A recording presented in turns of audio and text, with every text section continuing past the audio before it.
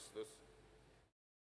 Dalam percakapan sehari-hari sering mendapatkan kesulitan untuk menjelaskan Allah Tritunggal kepada manusia sesama kita yang bertanya kepadanya, apa yang dimaksud Allah Tritunggal?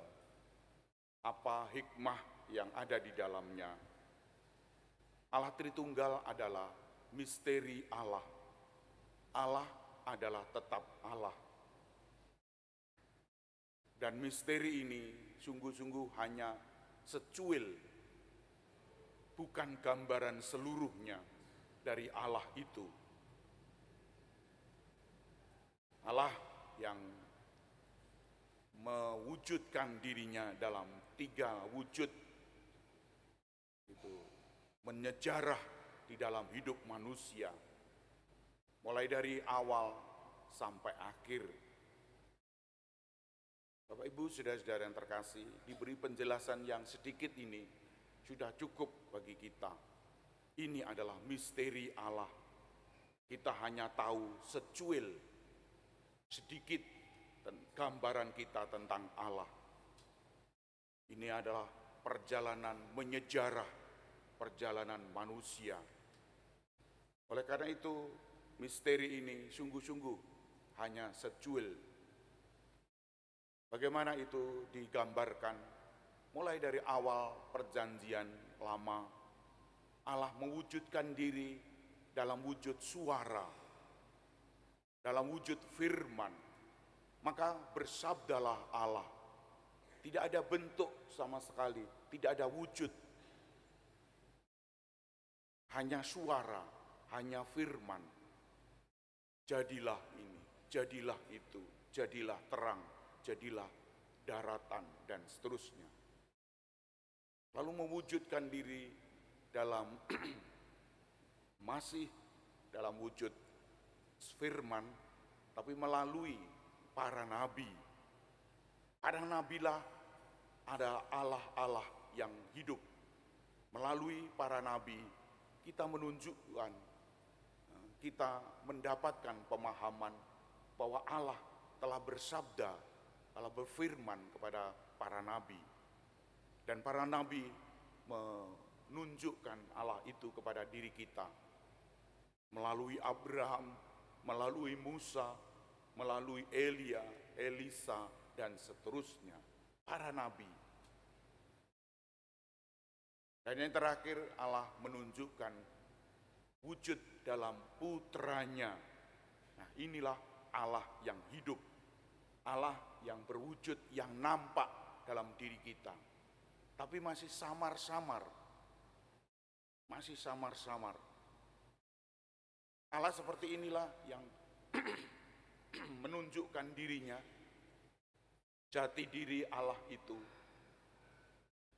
Namun masih cukup jelas bahwa Allah memang seperti manusia.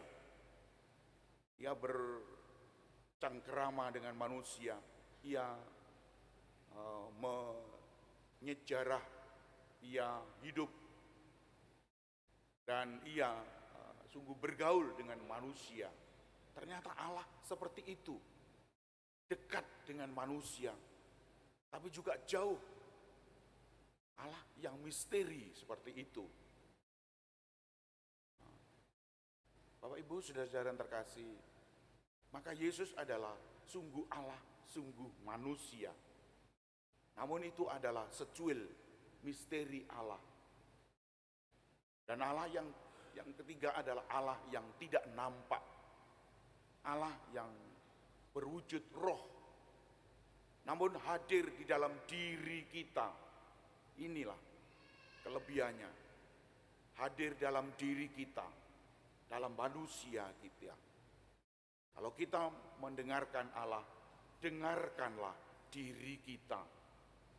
Maka disebut hati nurani, bisikan roh, menyejarah dalam hidup kita. Bapak Ibu, saudara-saudara yang terkasih, Allah yang demikian hidup, yang demikian dekat dengan diri kita, mau berbuat sesuatu. Maka kalau ada sesuatu yang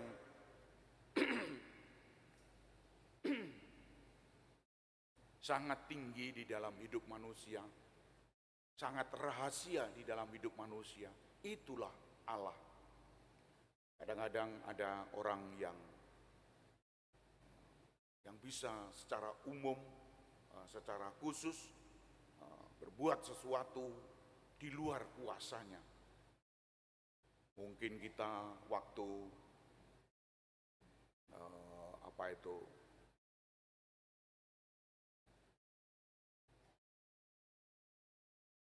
waktu musibah, kita lalu tiba-tiba tumbuh dalam keberanian dalam hidup ini. Anak kita yang di dalamnya ruang itu, kita tiba-tiba masuk ke dalam api itu, masuk ke dalam api dan mengambil anak kita di situ. Dari mana keajaiban itu terjadi? Allah kadang-kadang nampak di sana. Itu adalah Allah, bukan manusia. Tiba-tiba kita dalam sebuah pesawat terbang, ada sesuatu yang hilang, lalu pesawat kecelakaan, dan di sana ada keajaiban. Seorang bayi selamat dan yang lainnya meninggal. Dan di sanalah Allah nampak. Kadang-kadang bisa terjadi hal-hal yang lain. Bapak Ibu saudara-saudara yang terkasih, Allah kalau bisa menampakkan diri sungguh luar biasa. Seorang perawan bisa hamil karena Allah yang berbuat sesuatu. Oleh karena itu Bapak Ibu, dalam hidup ini ada keajaiban-keajaiban. Dan kadang-kadang kita tidak mengerti bagaimana itu terjadi. Mungkin kita sendiri juga begitu. Kita didatangi orang dengan meminta nasihat-nasihat. Padahal kita sendiri merasa jelek, merasa lemah, merasa buruk, jahat. Tapi ada orang yang datang dan tiba-tiba meluncur dalam kata-kata kita, kata-kata Allah yang sangat bijaksana. Lalu setelah orang pergi, kita menjadi terheran-heran dengan diri kita. Kok tahu, kok bisa, kok lancar-lancar saja. Bagaimana itu terjadi dalam hidup kita? Inilah Allah yang hidup. Oleh karena itu Bapak Ibu saudara-saudara yang terkasih, kita tidak boleh mengesampingkan, meniadakan peristiwa-peristiwa Allah yang menyejarah dalam hidup manusia. Dan yang kedua, bahwa Allah sungguh adalah misteri Allah Kudus, Bapa, Putra, dan Roh Kudus. Dan ini menyatu dalam diri Allah itu. Maka persatuan Allah Tritunggal yang kita sering doakan, kemuliaan kepada Bapa dan Putra dan Roh Kudus, menjadi satu kesatuan. Mungkin kesatuan Bapa, Ibu, dan anak-anak. Kesatuan inilah yang dalam wujud manusia kita sebarkan, kita tunjukkan kepada masyarakat, kepada diri kita, bahwa Allah itu seperti ini. Persatuan Allah, Bapa dan istri dan anak-anak. Saudara-saudara yang terkasih, persatuan ini sangat banyak dalam hidup kita. Kalau hidup kita menyatu seperti itu, sungguh sebuah kealahan di dalam hidup kita yang rapuh, yang lemah ini. Dan yang dibalik itu semua, bahwa Allah ingin hadir dalam mencintai kita, melestarikan kita, Dalam bacaan pertama dalam hidup ini, dalam bacaan pertama tadi disebutkan bahwa Allah segera Musa berlutut ke tanah, sujud menyembah. Maka ambillah kami menjadi milikmu, karena mendapatkan kasih karunia di hadapanmu. Itulah Allah yang menyejarah di dalam hidup kita manusia. Oleh karena itu Bapak Ibu, marilah kita hidup dengan gegap gempita, dengan sungguh tak berbohong, dengan lancar-lancar saja, dengan gembira, dengan optimis memandang sesama kita. Dengan bantuan hal-hal seperti itu, maka Allah sungguh-sungguh hidup di dalam diri kita. Bapak Ibu, saudara-saudara yang terkasih, saya mencoba menutup renungan ini dengan sebuah cerita bahwa ada seorang bapak yang sungguh-sungguh hidup dalam tertekan, dalam kegelisahan tertentu. Tetapi dalam hidupnya sungguh gembira, bahagia. Tidak bisa ditahan-tahan, itu harus diungkap. Maka hidup dalam perkawinan yang cukup panjang dan lelah, 50 tahun perkawinan, usia hampir sekitar 80-an, sekitar itu. Maka dari situ dia nampak sekali bahwa dia bersungguh-sungguh untuk hidup dalam perkawinan yang satu, yang kudus, dan tidak terceraikan.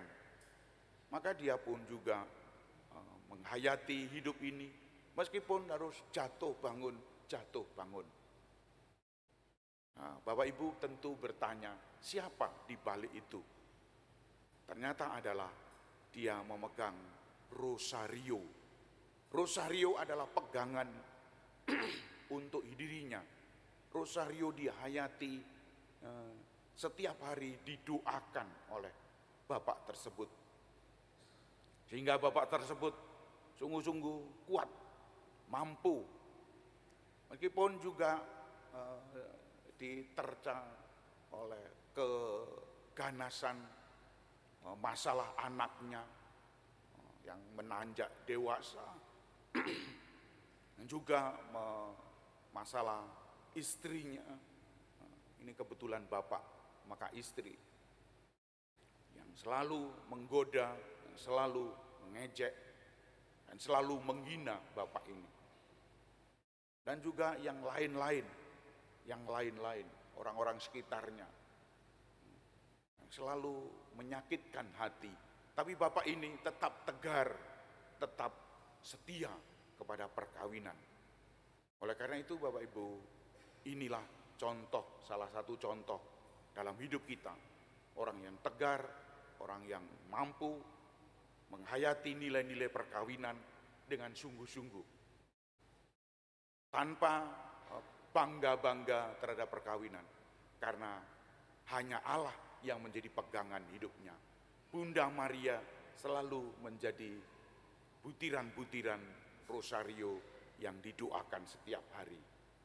Oleh karena itu Bapak Ibu, saudara-saudara yang terkasih, kita juga manusia seperti Bapak ini. Maka marilah kita setia, tetap setia kepada Tuhan yang mewujud Allah, yang menunjukkan misteri kegagahannya, kemegahannya, tetapi tetap sederhana. Meskipun kita juga tidak bisa menangkap seluruh misteri Allah. Karena kita Allah, karena kita manusia, mau menangkap Allah, tidak mungkin.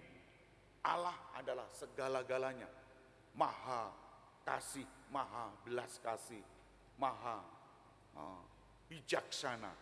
Mau kita tangkap, tidak bisa. Kita hanya secuil gambaran Agustinus bahwa kita seperti menggali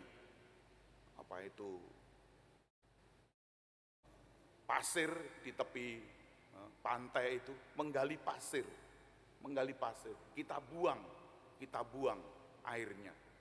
Nah, itu tidak mungkin. Setiap kita buang, air selalu merembes ke atas, muncul lagi. Kita buang, muncul lagi. Karena air ini bersumber dari samudra yang besar. Oleh karena itu Bapak Ibu, kita tidak bisa menghayati Allah secara komplit karena Allah sungguh maha kasih. Tuhan memberkati kita. Amin.